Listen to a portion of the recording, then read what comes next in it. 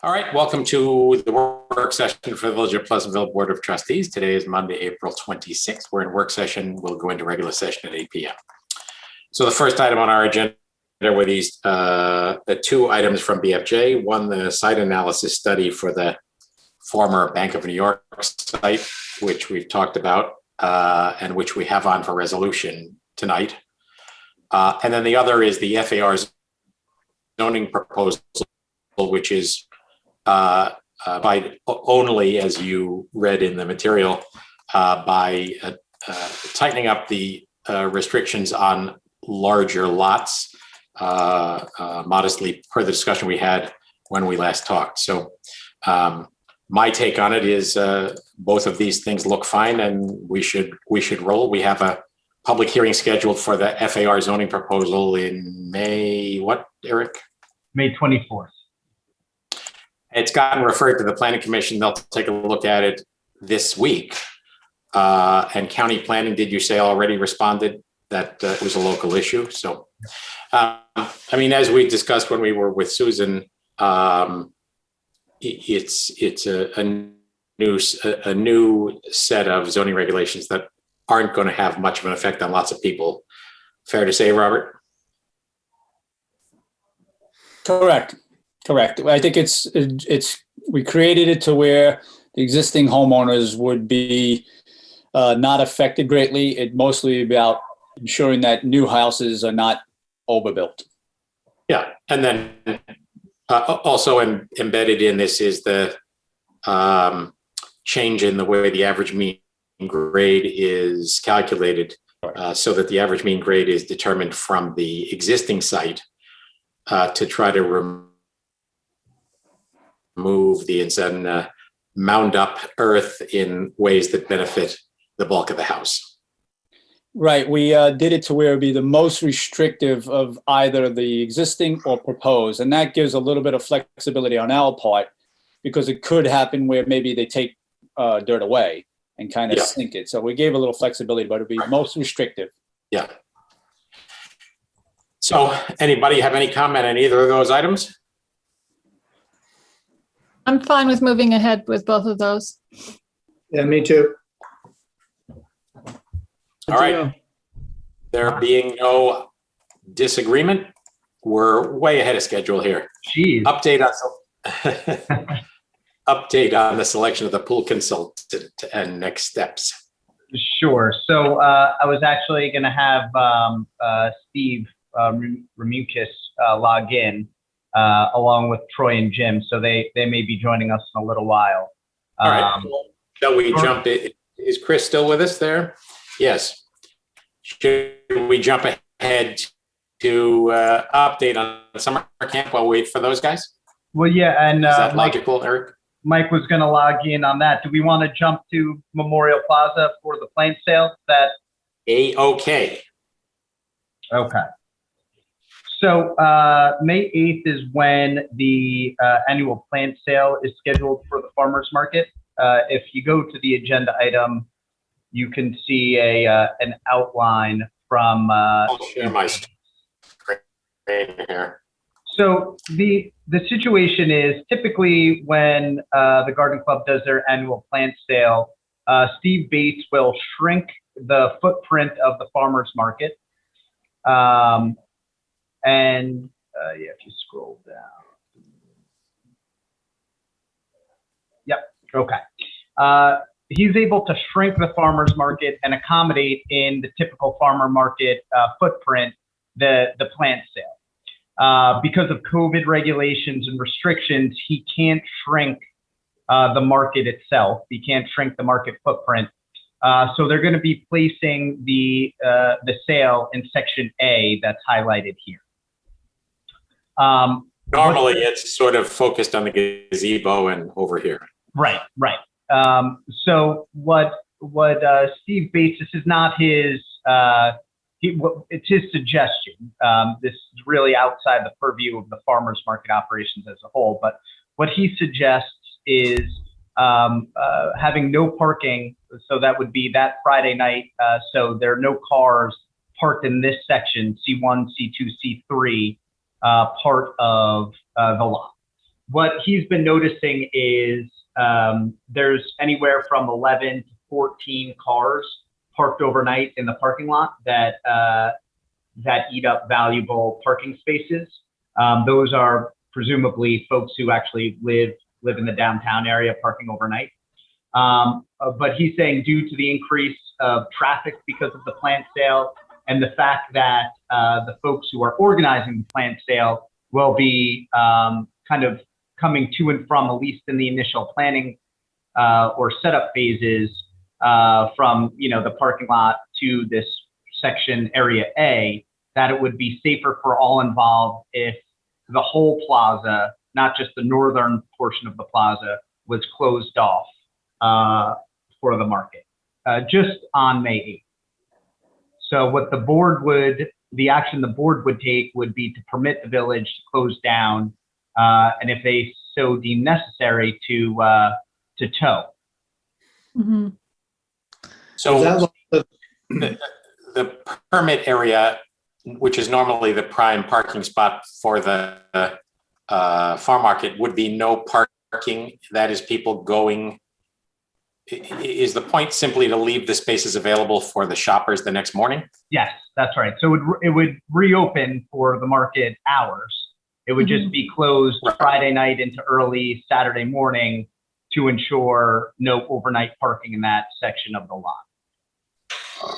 Yeah, Yeah. I've been there when they set up the plant sale, and it is quite a scene, with a lot of traffic because, it's individuals bringing the plants in and a lot of people on hand. So it makes sense to me.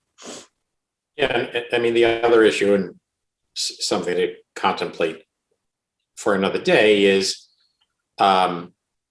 we've always had a bunch of cars that park in Memorial Plaza sometimes all weekend. Right. And that is, some folks who live downtown and don't have convenient parking, and as soon as the plaza is free for them, they leave the car there over the weekend. Sometimes folks are headed to the city and leave the car. And it's grown to the point that a decent percentage of the available spaces. Well, when we did that whole, sorry. When we did that whole analysis of the downtown parking, the feedback that we got is that what we really need more of is short-term parking, right? And then, of course, COVID, threw everything up in the air. But ultimately, it seems like during the week, we've got plenty of spaces available, unlike pre-COVID. It's just this weekend piece where those areas C1, C2, C3 are the free parking areas for farm market people, and if you have 10 or 12 or 15 cars already there before the market starts, it's sort of too bad. So given the fact that there are places those cars could park, like, for example, the lane lot, although it's reduced because of the space we made available for 70 Memorial, there's still plenty of spaces there. So it might be something to think about to enact some sort of rule going forward. The other thing, again, not a discussion for tonight, is whether for some foreseeable future, the demand for commuter parking will remain low or lower. And perhaps we ought to think about some means by which cars with a permit obviously can park on the commuter side, and cars without a permit, perhaps at certain times, could pay and display or something like that. That obviously would require new infrastructure and probably not worth doing at the moment, but something to think about. Yeah. All right. So we have a resolution on the board agenda teeing this up. Okay. All I right. have the parking as of 5 a.m. or do you want it to start at midnight or 1 a.m. just so people? Probably best to make it midnight.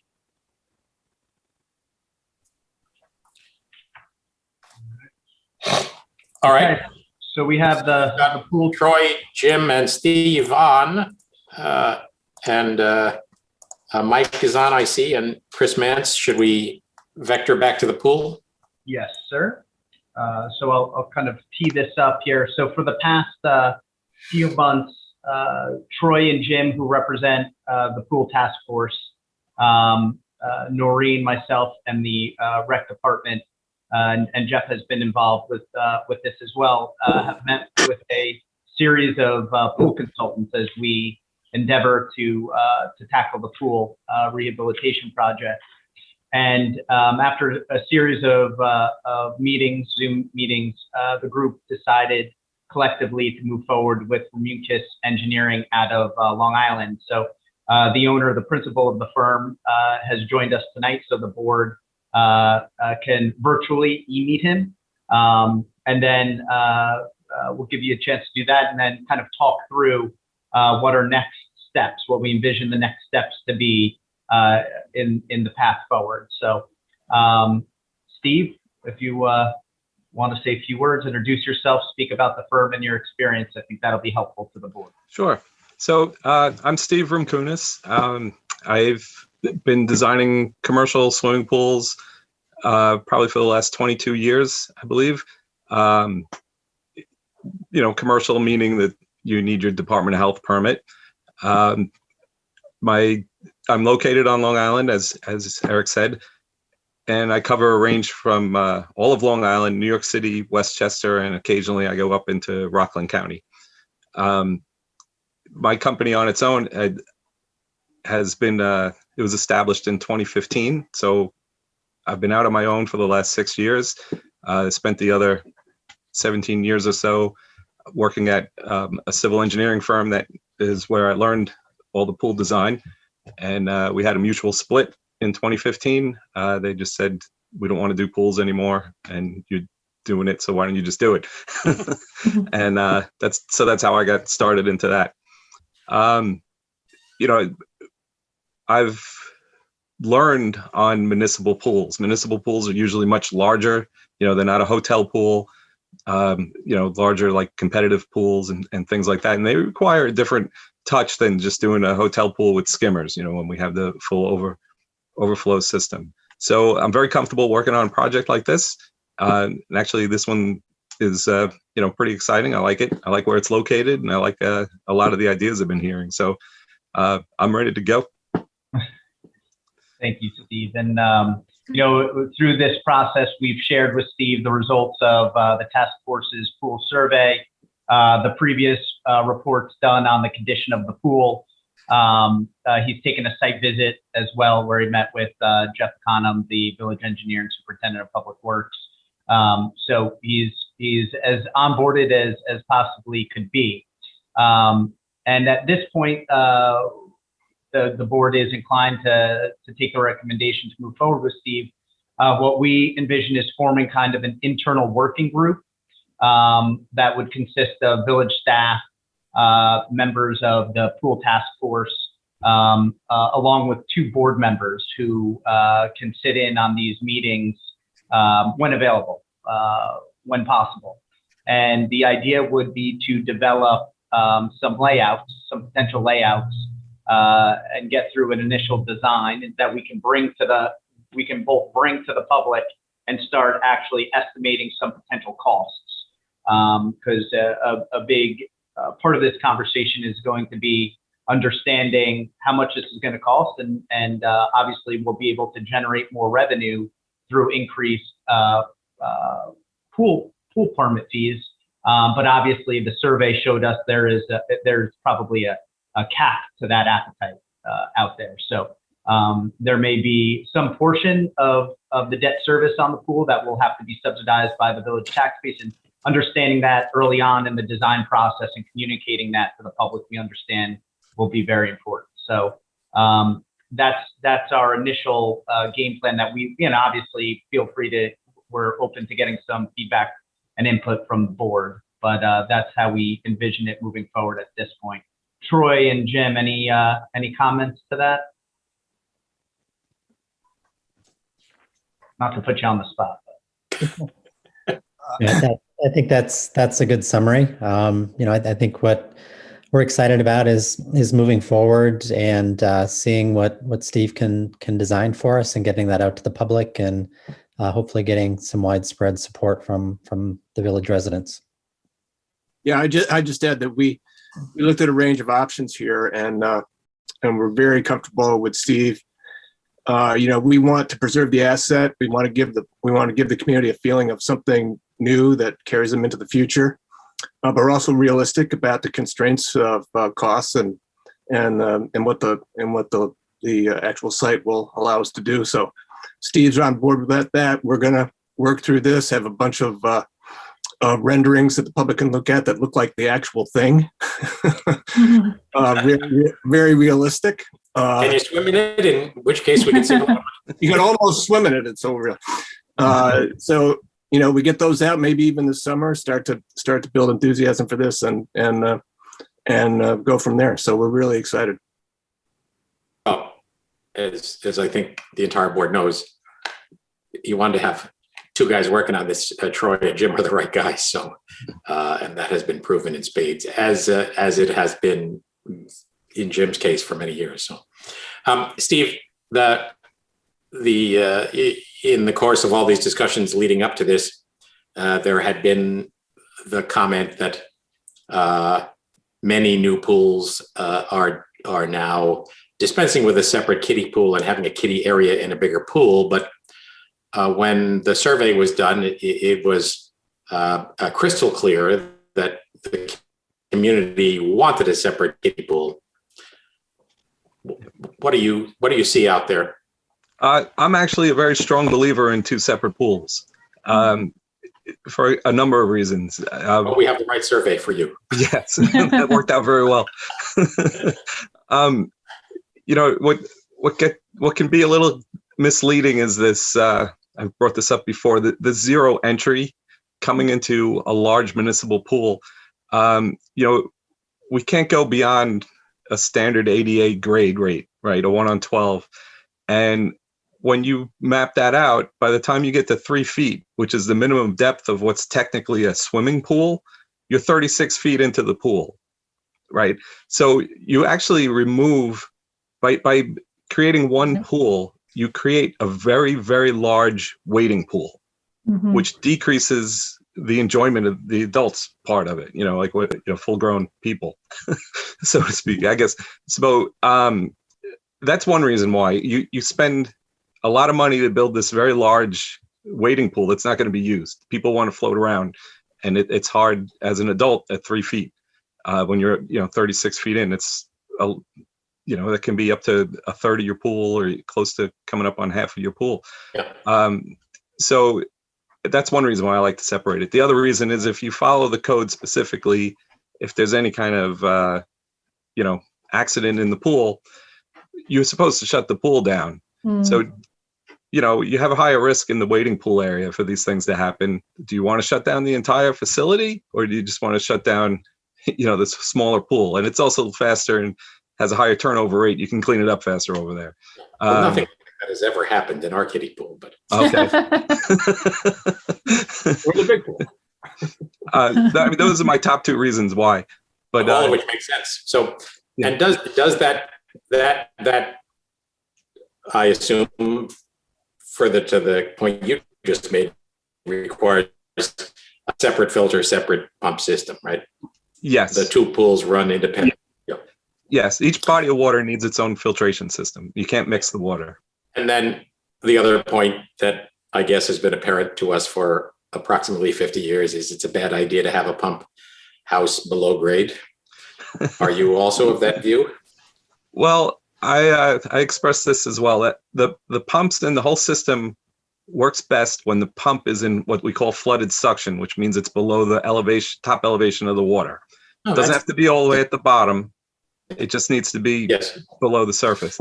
We're going to be doing some kind of new filter building enclosure, whether it's an extension off the building or possibly a new building. We're going to work on it to make sure that it's, somewhat whatever flood proof that we can give it. I also recommend the pumps actually want to be. They want to be at least some. They don't want to be submerged. Yeah. They just want to be below the water elevation. It makes everything better. What ends up happening, there's two types of pumps. There's flooded suction, which is what I'm pushing you for, or self-priming pumps. And when you have a self-priming pump, the horsepower is higher, which means higher operating costs just to run it. And it's also, they're very problematic. Oftentimes you're fighting it more than you want to. So having it down is the best thing we can do. What do we have now? You have a flooded suction. You have what I would like. Yes. Below Okay. But there's other things. I mean, we can build the building correctly so that you have a basement that, maybe you have to walk up a few steps to get into before you walk into the filter room. This way we can keep the water out. Or something I do, I build pools there's a lot of country clubs here on the North Shore and also on the South Shore of Long Island. And we very often just put flanges, and during the off season, you pull the pump up above flood elevation. It's a little bit, it's a maintenance issue. It's some work involved, but it's you're protecting your investment. But all the electronics and everything else that's going to run the pool will definitely be up above the flood. I just want to try and see if I can get the pumps down, and as long as they're protected and everybody's comfortable with it, I'd like to go that way. Okay. Well, I defer to your wise judgment. Thank you, everybody. I wanted to, it's nice to meet you virtually, Steve. You too. And Jim and Troy, thanks for putting the time and effort in. I feel like we've moved from what felt a little cookie cutter and not very Pleasantville to something that's going to be much more suited to our village. So thank you very much. Well, we certainly appreciate the opportunity to work on this, and we couldn't be happier with the cooperation that we've gotten from Eric and Noreen. They've been super, and we worked as a team the whole way, and it's been really fun. And I hope, and I expect it will continue to be. That's great. All right. Any further thoughts? Well, the question also becomes, do we have volunteers from the board about the 1 or 2 members who would want to be part of this internal working group? We would endeavor to meet, late afternoons, evenings to accommodate schedules. I'd be willing to do that. If there's 2 others who are more eager than me, that's fine too. But if you need volunteers, I'm game. Feel free to say no, Michael, but you're also Parks and Rec Advisory Board. Does that feel like a... Yeah, that makes sense. It makes sense. I'll be thinking about those issues most of the time anyway, I think. So. Okay. Sounds like we've got 2. Perfect. Mike, Chris, anything to add to any of this? No, but I am happy to hear about the 0 entry and not doing 1 pool. I think the survey clearly states that. And the biggest thing that the people come in here and tell us is, compared to Mount Pleasant, they love that it's a separate kiddie area. So taking that away, I think, would be a service. So I'm happy to see we're going that direction. Right. All right. Right. Good news. Thank you. Pleased to meet you, Steve. Look forward to meeting you at some point when we no longer need to be virtual. Yep, it's great. Thank you, everybody. Thank you. Yeah, thank you. Thanks, Troy. Thanks, Jim. All right. Update on summer camp. That's right. So I'll kick it over to Mike and Chris about where we are at this point in summer camp planning. A lot of moving pieces here. Yeah, so we did the lottery and we made everyone that was in the lottery eligible for what they wanted. They had the opportunity to go and register and pay. As of right now, we have we have 109 total campers for session 1. Thank you. And 105 total campers for session 2. And that's 71 campers right now that are doing both. So this just ended Friday for people to, pay. So we put this together, Chris put this together today, and we're going to dive into the specific groups and start kind of forming our groups. And with that, we should be able to, if there's anyone still out there that's looking to get into camp, we clearly have some space within the groups we're going to kind of form, because we don't want to start creating new groups and then, with staff and trying to make sure we have enough, or if we have too much, just trying to find that sweet spot with staff.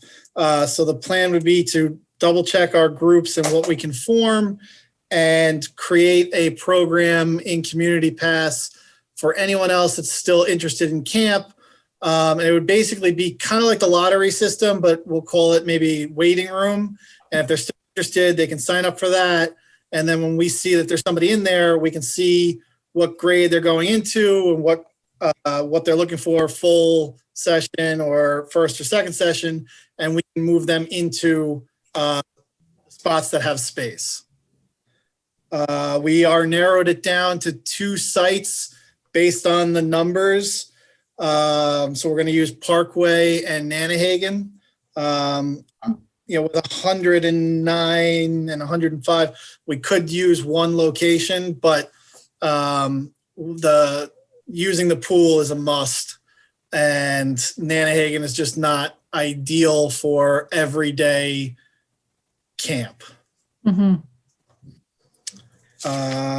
If we're going to more of a traditional day camp setting where their groups of campers are going to be rotating between arts and crafts and sports and things, the pool facility and surrounding area does not allow us to do that in an effective way, while still allowing the public to access the walkways and things like that. We would have to use all the grassy areas near the parking areas and up by the pond, and it would be pretty tricky. So hence the 2 locations that still need to be in play. Uh-huh. You should take the campers over to see the Beaver Lodge at some point. We actually have a nature person that we are super excited about. Really? He's gonna one of our core specialists. He's from the Bronx Zoo. He Wow. started. He was one of the lead people that started the tour guide program at the Bronx Zoo, and he's phenomenal. I'm super excited to have him come in and do some things. He's going to be based out of Nanahagan. That's great. And that's one of the things that we talked about during the interview. He's a biologist that specializes in wetlands ecology. So it couldn't be. Wow. more That's so perfect. cool. I don't know how that fell in our lap, but we were pretty excited about that guy. Perfect for Parkway back also, wetlands ecology. Yeah. Yeah. That's very great. So it seems based on the numbers that it probably was viewed by a bunch of people as an asset to be able to choose first or second session. Yeah, definitely. And is the distribution of kids by grade similar to a regular year, heavy in the younger primary grades? It's kind of heavy in the middle, and the older, 4, 5, and 6 are less. Kindergarten's probably a little lower than usual. And I would say parents just being cautious, I would think, with COVID, but the middle is kind of what we normally would, if we had our strong numbers, 1 through 3 is always heavy. Uh-huh. And while I'm basing this on a very, very strange year to start employment somewhere, I was going to say, it is indicative of the fall programs, the winter and the spring now, as far as sign up goes. That the meat and potatoes of our numbers is that middle of what camp is. So to me, it's normal, but I don't know about historically in the village what Mike could speak to that definitely better. And are parents by and large feeling confident about the COVID precautions? I mean, they haven't been given the full layout of that yet. I mean, we're still we just finalized what our numbers were going to be and what locations were going to be. The plan is to, like any typical camp season, is to give parents a handbook that'll also have all the COVID protocols that we are putting into place. It's right along the same lines as what they're doing in school. So I don't envision there being too many issues. People will have questions and we'll be ready to answer them. But again, they haven't been given all of that information just yet. And to that point, the situation is still very much fluid. The Department of Health is having another planning conference call on Wednesday afternoon. New York State is now adopting CDC's guidance for summer camp. So now another round of conference calls on that. So, and then go for it, Mike. Yeah, Wednesday is the standard camp meeting with the county that we typically have at the county center with every camp in the county. So like Eric said, it is evolving. So we'll have some more information. I never say concrete with the county because they always kind of float in the gray area sometimes with giving us information. But we'll have more information on what exactly they're expecting from us. We already know basic. It's not going to change drastically. So we'll just adapt to what maybe things lessen. Right. And then, Mike, can you speak to the indoor art period? Just so the board's aware.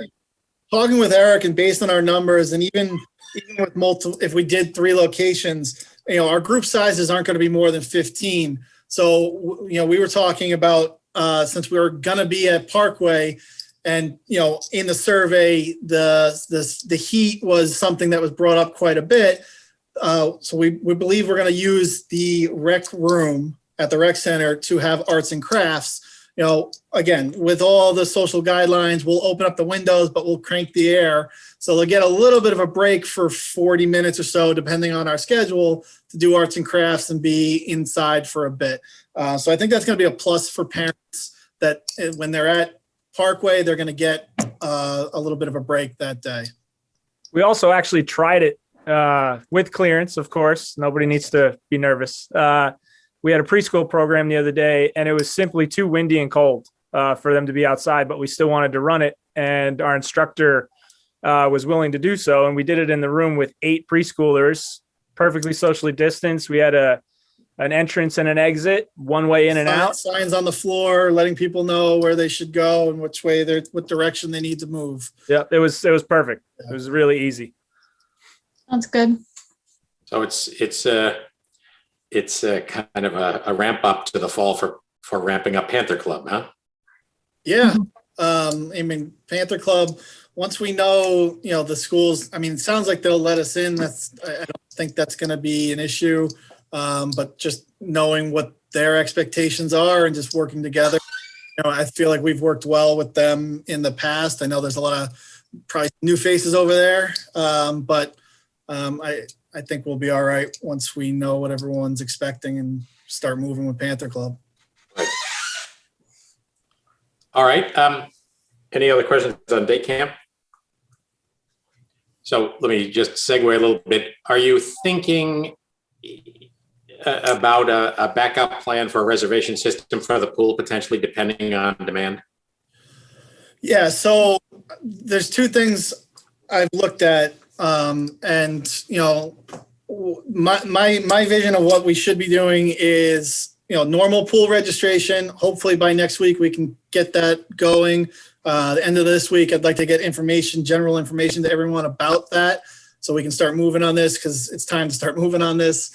And then as far as getting into the pool, I believe we should start with time slots. We can easily pivot to not doing time slots. We had Mario, BJ, and the guys grid out the pool a much more. Basically, the grid is going to be multiple different sizes. So it'll be, we'll have some singles, we'll have some doubles, a pod for 4 and a pod for 6. And that's all spaced out on the deck and in some of the grass areas. Everything's 6 feet apart.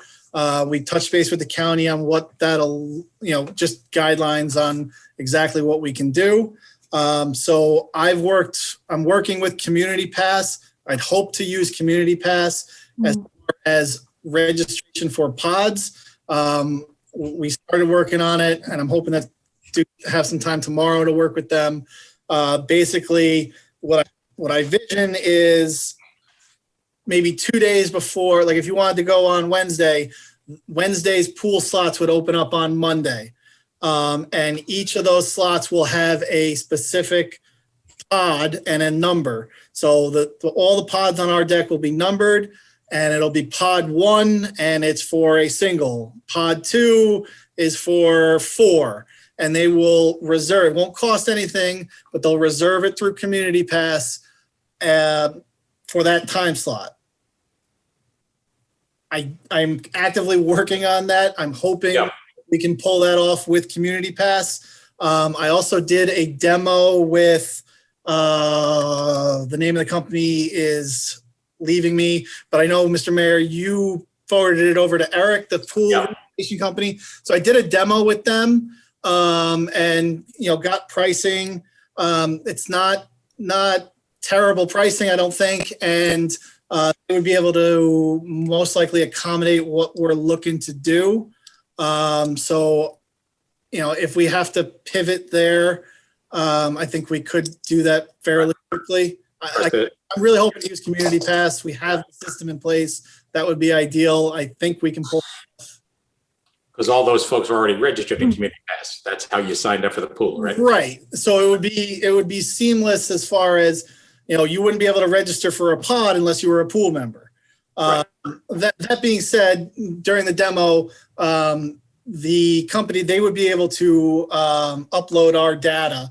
So, we would be able to still kind of have that work out to go with that other company.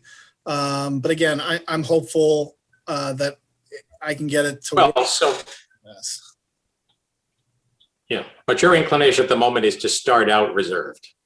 Yeah, I from the get-go, I don't like the idea of potentially having someone show up at the pool, a family of 4, and being told, you're just going to have to wait in the parking lot. You can't get in.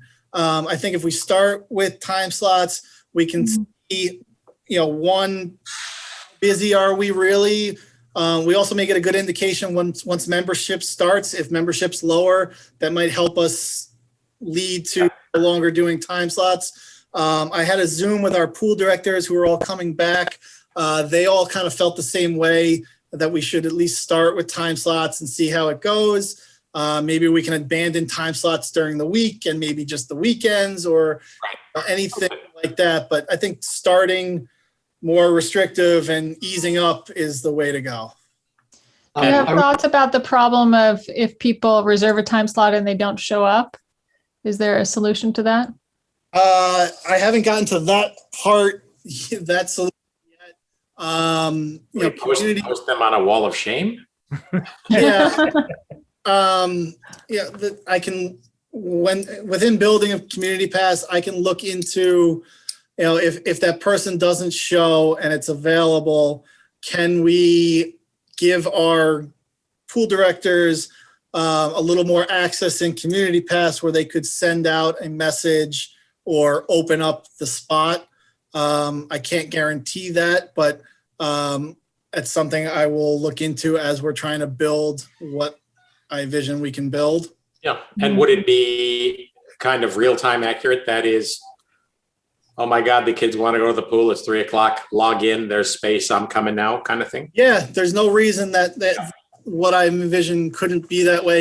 They open up until the pool closes. If there's still spots available during that time slot, there's no reason it couldn't stay open. Yeah. I know that we moved on from the camp to the pool, but how many scholarship requests were there that we honored? There were, well, we haven't honored anything yet. There were 10 scholarships indicated. One of those actually was a mistake. And so far we've reached out to all of them. Only one of them has gotten back to us with the paperwork. We will reach out again, but we can't keep chasing people down if they're not going to follow through. Once the paperwork, we will create a voucher that the village will pay, and we will submit it through Community Pass and get it registered. The one person that did send the paperwork we did talk to them and let them know that you're all set. Don't worry about registering. We just want to get it all set with the village and the check, make sure it's all processed, and then we will get them registered. So we are well aware that at least that one person for right now is in the wings. Is there any way that maybe Paul could look at what the communication you sent out to make sure there's no like red flags for immigration status or anything that might be frightening people about turning in their paperwork? They're just getting their SNAP certification card from the school, right? Yeah, I emailed them directly. And some people emailed me back like it was like Mike said, it was a mistake. I hit yes by accident. The one actually family that responded said, no problem. I'm going to talk to the school and get the updated letter. I have an old one from last year maybe, but whatever it was, they got a new one and they sent it to me in 24 hours, just about. So you have some people who said definitely not me, and you have one person who said yes. How many are there in neither group? I'm still waiting. I spoke with Eric today. I was going to reach out to about 7 more families tomorrow because I did not hear back at all from them. Okay. So it's kind of a last chance effort to, give them something that if they are deserving, I want to put them in the numbers. Just know that one family that is confirmed, they were not in the numbers for this because we just haven't processed it yet. But I believe it was a 3rd grade group if somebody's really nitpicky on numbers right now. But the rest of the people, we'll see tomorrow by the end of the day if they get back to me. And I worded it just, if you have your letter from the school for your assistant lunch program, just all you have to do is forward that to me. There's nothing else required. It's the only thing we need. It just has to match names and prove the address. We already did that. Prove that they're a village resident. So there was nothing that might have actually, as you put fear in them. It was more just all I need is the form and you can come to camp. Could I jump in on this just briefly? Just to follow up on what David said. I'm having a little bit of internet connectivity issues here, so hopefully you can hear me. But agreeing with David, what were the means of communication and how long have you given them to respond? Because, email only for people who aren't sitting at a computer all day is not often the best communication. It may take a phone call. It may take multiple phone calls if someone's working. Absolutely. Working multiple jobs and a single parent, Yeah, no, I 100% understand. I agree. I emailed everybody collectively, BCC'd, so, nobody knows who else is involved. It came from my work email, Pleasantville. So it was an official email. It wasn't we have a Pville Recreation Gmail account that we use for people to submit forms because it's just a little easier for people to do that via the Gmail and Google Drive and all that. But, and then I also called the people that I did not hear from. I left voicemails when I could. And if their voicemail box was full or not set up, it's only so much I can do. I'm going to try one more time tomorrow. And then I don't know how long you want me to wait, but here's the other thing. The other thing with that, I agree with Chris to a point. Like we can only do so much and wait so long. But that being said, our numbers and like group sizes, if they get in touch with us and we still have the space, it probably is not going to be a problem. I don't envision a lot of people still signing up for camp. So if they are still delayed, we should be able to make it work. But is there a way that we can, Shane? Is there any way to relay the request through the schools to get the not for the school to disclose their information, but just to get a message to them that they've been, approved to get this if they have the paperwork, and that they should get back to the rec department? You mean sending out an email to everybody or letting the school know that anybody unassisted? Yeah, I don't know whether we have the right to do that. Eric, what do you think?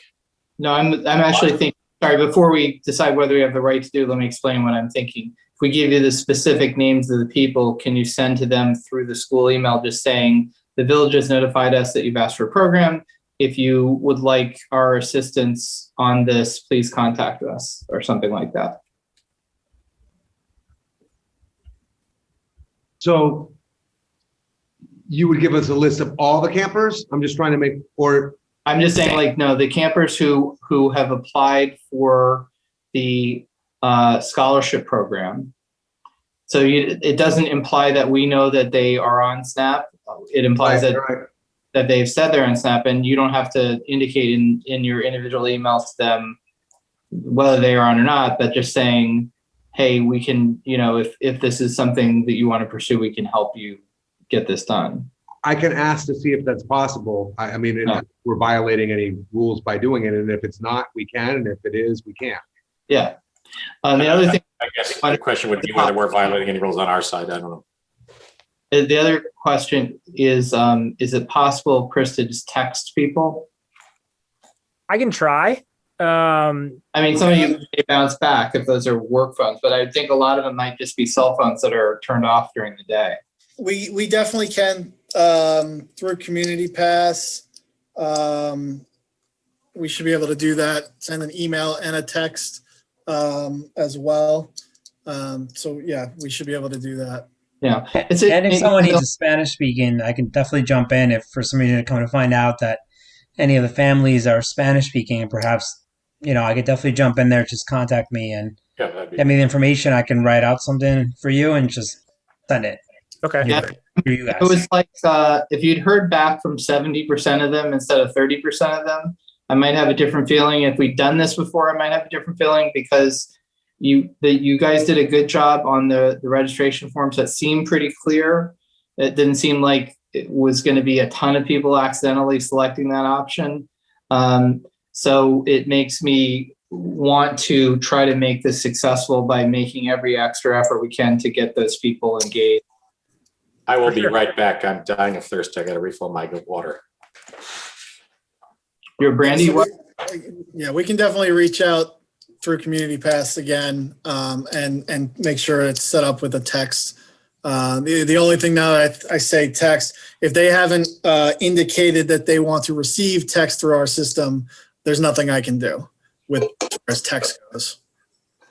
Okay. I think the only, just to maybe state my point more succinctly, the sorts of, when you have young kids, can just go by in a blink, like, and logistics can pile up, and mail piles up, and emails pile up, and it all just can be too much. So I think we should give a little bit more space, and and try a few more times. I like David said, you guys are doing a good job. I just think we should try a little bit longer. Well, in fact, my own family would not be signed up, except I saw how overwhelmed Michelle was this week, and I just made the call to Chris to figure it out and get it done, or we wouldn't be on this list either. So there you go. No worries. We got to get it done somehow. So, but no, I'll reach out again, and I wasn't put on a timeline for those folks. So if we want to give them a little bit longer, or until I can reach somebody involved, then I'm 100% fine with that. It's only a handful of people. So yeah, it's not like we're looking at 50 people that will totally change the group dynamic. That's totally fine. We can give them more time. Great. Thank you. No problem. All right. Anything else on any Parks and Rec subject before we release these guys into their regular life? I had one other quick one about going from 3 sites to 2 sites for summer camp. Does that change the pool time plan for this? Or well, it'll give them more time at the pool. Yeah. we were still, it will give each group some more time at the pool. I mean, we're still restricted to the morning. We're not going to have camp in the pool when the public's there, but it'll give them an extra day. You know, we're not rotating 3, we're rotating 2. So yeah, they'll have more time at the pool, which is definitely a plus. Yeah. Okay, great. Perfect. Thanks. I have one question about the pool. Did we decide on whether the members are going to be allowed to have guests or not? That I don't think we've totally decided. My thought on that I've gone back and forth on that. What I feel is I think we can have guests. We just have to decide whether do we want our gate attendants taking cash at the gate, or do we want how we want payment? Are we okay with them taking cash and doing I mean, they've taken cash in the past. I'm just referring to passing of money and COVID, if that's an issue for anybody. As far as the guests that come, if I can build it in the community pass and they're bringing a guest, I would like them to put the guest name in community pass. If I cannot do that, we will have a log at the pool that will state, you know, the guest name and phone number for any tracing that we would have to do. Okay. Yeah, because I know that I believe as of now, Mount Pleasant has no guests. So I think that that is something that a lot of families are thinking. I can tell you, my wife, she usually goes with my father-in-law sometimes, and he would be a guest. So I think that's something that can definitely make the difference to some families where they choose to go. I agree with you, and we've gotten a couple calls, and just knowing the history of the pool and the people that go, that is a big part for a lot of people, is being able to have a guest. You know, grandma and grandpa live in Pleasantville, and they're taking, you know, their niece and nephew, exactly, and stuff like that. So that's why I think we should consider it, and I think we can pull it off as long as we're keeping track of who's coming in and going, and just the money thing, and we can talk further about that, how we want that to go. I think it would make sense. I mean, definitely gives us just more of a family home to it, especially to help people out. Because obviously a lot of times guests, or sometimes people have nannies, or they're not on part, or anything like that, babysitters, whatever. Yep. So well, and that it encourages more people to join as well if they have that as an option. So. Yep. All right. Thank you, guys. All right. Much appreciated. Thank you. We know you're drinking from a fire hose at the moment, and we appreciate that you're swallowing and not drowning. So. All right, have a good one. Thank you. All right, thank you. All right, we just had a quick one that we can cover before we go to our regular meeting in 4 minutes, and that was the request by the Break the Hold Foundation for the annual Walk to the Light, which they did not do last year. They want to do it on June 13, and as has the case in the past, it starts at 4:30 in the morning. You saw the backup. It's the same route they have used in the past, but with some COVID protocols. Online registration only, totally outdoor event. In the past, the school has allowed them to use the cafeteria. That I assume is not in the cards. And they say they will limit registration to 200. You have any, since we have you on, Chief, for the regular meeting, you have any thoughts about this? So actually, Mr. Halloran and I had a nice conversation last week. So we did sort of discuss the totality of the event and what, excuse me, what he planned on asking for. You know, it mirrors last year. You know, anytime we're going to have, and I said this to Mr. Halloran, anytime we're going to have people walking down the middle of the street in the middle of the night, then I have concerns. But it's been done before. It's been done successfully in the past. It's you know, I'll leave you all to discuss the impact of it on the community and the role that it plays. We have concerns. We have manpower concerns. We have a number of concerns regarding it. Not the least of which is on short notice. We've used the Sheriff's Emergency Force, who we've used for any of our large scale gatherings and road closures in the past. So getting that would be a challenge. But it's. If you say a challenge, you're not sure we could get those guys? So we haven't asked for the Sheriff's Emergency Force for any of our activities at this point, just not knowing where they stood. You mean vis-a-vis COVID? Yeah, correct. Right. Not knowing what the calendar was going to look like for major events.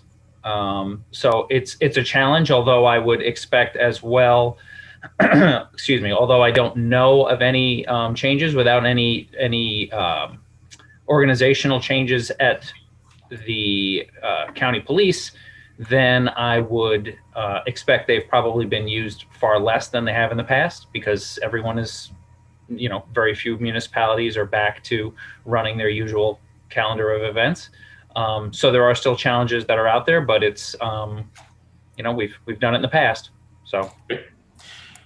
All right. I see Brian Halloran has signed on here. Did you want to add anything, Brian? You've given us the data on your application, so you're muted. Thank you for your time, and let me address the board and mayor. We're just petitioning again to have the walk again this year. We missed it last year due to COVID. We've been very successful, very well planned, very well organized. And just briefly, I would like to make sure everybody understands what Break the Hold does. Break the Hold is an emotional wellness organization that we founded and I direct, and it primarily provides programming in the school system and a great deal of programming in the Pleasantville school systems in 5th grade, 6th grade, and 9th grade. And we are growing the program and expanding to other school districts. So that's just quickly one of the things that we do. We provide resources for all people who are in trouble too. We provide pro bono counseling and direction to other resources and planning. But anyway, on June 13th, we're petitioning to have the walk. We will have no more than 200 people. We've gotten approval from the high school to have it started in a circle. Once again, we would not go into the cafeteria. If we needed to do anything from the cafeteria, we'd do pass through from the window. If we had to hand out t-shirts or something along those lines, we're going to have the school help counsel us in the best practices for protocol. Obviously, social distancing, only outside, 200 at most. We're going to send out an email and do some pre-walk screening, asking questions. We're going to take temperature of all walkers when they arrive, and masks are required and will be handed out with BTH on them. And so we're hoping, and although I know I spoke to Chief Gressner, like I said the other day, it's always been a concern to start in the morning at 4:30. I think when we're halfway through that walk, it is not dark any longer, but it is still a more difficult situation. And we understand it. But the reason we have it at that time is the poignancy and the drama that it creates, and the level of, not branding, but level of awareness that is created by having such an event at such an odd or different time, and the meaning of Into the Light, that there is hope and that you can head in the direction that we can help with and others can help with. So it's important for us to have it. We're always amenable to any changes if we are asked to or need to, but would, prefer to keep it as is. And just as far as the route itself, the walk, we would be amenable to maybe modifying that if it helps Chief Grunstler and the force out. I don't know what I could do if I could help to find volunteers, whether they be police or not police. But I don't know how you feel about all that as well.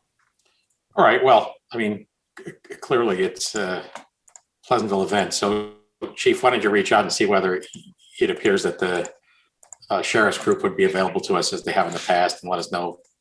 That makes sense? Sure. Absolutely. But Brian, certainly we can make this happen. Obviously, that's our goal, and I'm optimistic we can. Thank you, Brian. Brian, could you tell us a little bit more? Do we have time? We probably don't have time, do we? No. Well, sometime I'd be curious to hear a little bit more about what you're doing in the schools. I'm glad to talk to you offline anytime. My number is 907-7321. I don't know if you're supposed to say that out loud, but that's all right. A lot of people call me. I don't know. 907-7321.